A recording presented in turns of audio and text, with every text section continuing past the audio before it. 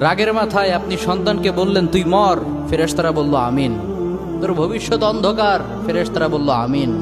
রেগে মেগে আপনি আপনার মেয়েকে বললেন জীবনেও তোর কপালে স্বামীর ভাত জুটবে না, ফেরেশতারা আবারও বলল আমিন। আচ্ছা, আপনি না সেই ব্যক্তি যে তার নিজের জীবনের চাইতেও সন্তানকে বেশি ভালোবাসেন? আপনি না সেই ব্যক্তি যে তার সন্তানের জন্য হাসতে হাসতে নিজের জীবনটাও দিয়ে দিতে পারেন? আপনি না সেই ব্যক্তি যে আল্লাহর কাছে নিজের চাইতেও সন্তানের জন্য বেশি দোয়া করে? তাহলে কি করে নিজের হাতে নিজের সন্তানের এত বড় ক্ষতি করতে পারলেন? Doesn't make any sense. Common sense বলতে কিচ্ছু নাই আপনাদের।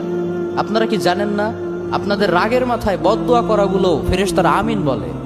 দাওয়াতুল ওয়ালিদ আলা ওয়ালাদি, বাবা মা তার সন্তানের জন্য যেই দোয়া করে সেটা ভালো হোক কিংবা বদদোয়া হোক, আল্লাহ সেটাই কবুল করে নেয়। এজন্য খবরদার, নেভার কার্স ইউর চিলড্রেন। রাগের মাথায় কখনো সন্তানকে অভিশাপ করবেন না। খুব বেশি রাগ উঠে গেলে তার জন্য উল্টা